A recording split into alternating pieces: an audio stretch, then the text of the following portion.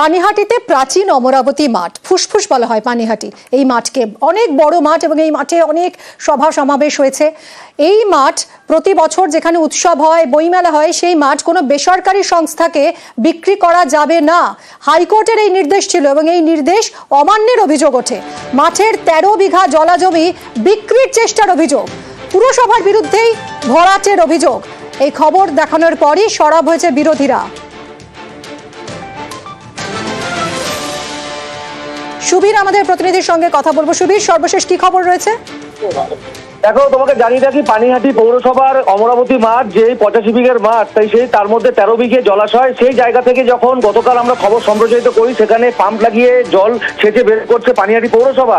তারপরেই কিন্তু সরব হয় বিরোধীরা এবং বিরোধীদের পক্ষ থেকে পরিষ্কারভাবে তারা জানাচ্ছেন যে এই মাঠে বিভিন্ন রাজনৈতিক ব্যক্তিত্ব তারা কিন্তু সভা করে গিয়েছেন এবং সেখানে কিন্তু উৎসব হয়। সেই সাংস্কৃতিক পীঠস্থান, সেই জায়গা মাঠ এইভাবে কিন্তু কোনো রকম ভাবেই ভরাট করা যাবে না এবং বেসরকারি সংস্থার হাতে কোনোভাবে বিক্রি করা যাবে না। এবং হাইকোর্টের যে নির্দেশ, সেই নির্দেশের পরেও পানিহাটি পৌরসভা এইভাবে বেআইনিভাবে ভরাটের একটা চক্রান্ত তারা চালাচ্ছেন।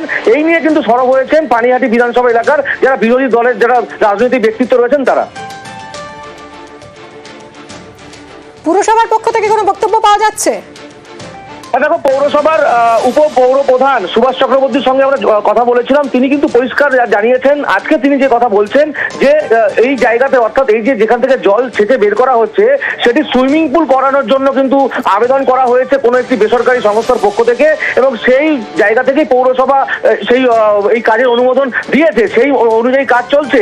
কিন্তু তিনি পাশাপাশি এটাও বলছেন যে জলা জায়গা ভরাট করে কিন্তু কোনো রকম কোনো কাজ করা যাবে না এবং এই জলা জায়গা যে ভরাট হচ্ছে তার ঘোর বিরোধী তিনিও এমনটাই জানিয়েছেন উপপৌর প্রধান সুভাষ চক্রবর্তী।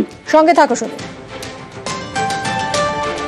আমরা তো এর আগেও এই মাঠ নিয়ে আন্দোলন করেছি, তো তারপরেও যখন ওরা কাজ চালিয়ে যাচ্ছে, ওরা কাজ চালিয়ে যাক, ওরা তো মাঠ পরিষ্কার করছে।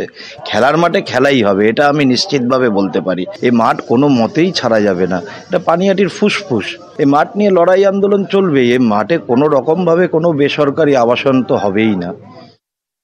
আমি যতটুকু এই কাগজপত্র সম্পর্কে জানি, এটা চাইল্ড ওয়েলফেয়ার অ্যাসোসিয়েশন বলে একটা সংস্থার নামে কিন্তু এটা রেকর্ডভুক্ত আছে এখনো পর্যন্ত।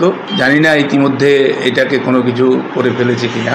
যেই প্রকল্পই নেওয়া হোক না কেন, পানিহাটির মানুষের সাথে আলোচনা হচ্ছে কিনা সেটা আমাদের জানার, এবং আসলে কি করতে চাইছে সেটাও তো পানিহাটির মানুষ জানে না। একটা শ্বেতপত্র করুক।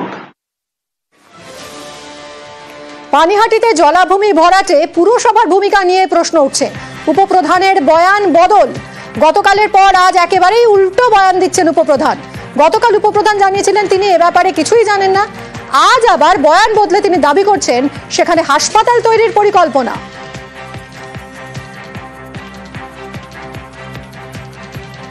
গতকাল কি বলেছিলেন উপপ্রধান শুনবো।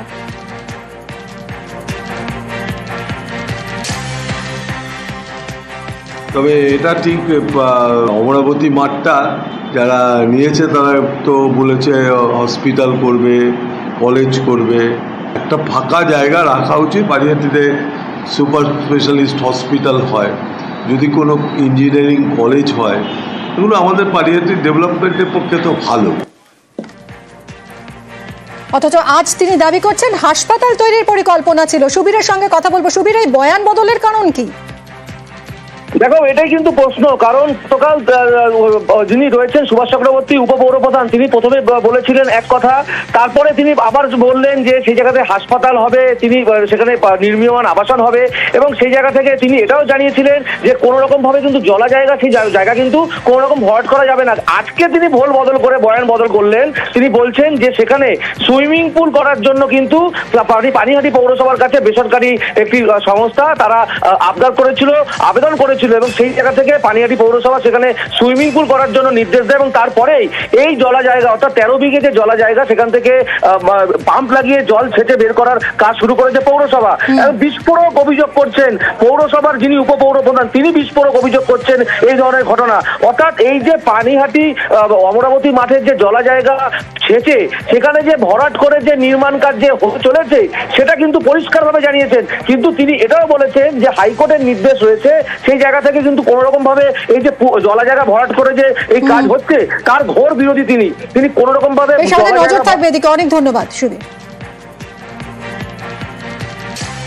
না, জলা জমি ভরাট করা চলবে না এবং জলাধার রাখতে হবে আমাদেরকে, কারণ অত যদি কোনো আবাসন হয়, একটা সাধারণ জিনিস, আবাসনে আমরা যদি জল দরকার পড়ে আমরা কোথায় পাবো? সুতরাং জলাধার ওখানে রাখতেই হবে। আমি ঠিক জানি না চেয়ারম্যান দিয়েছে কিনা, চেয়ারম্যান আমাকে বলেও নি। চেয়ারম্যান দিয়ে থাকলেও আমার মনে হচ্ছে যে তিনি হয়তো বুঝতে পারেনি ব্যাপারটা।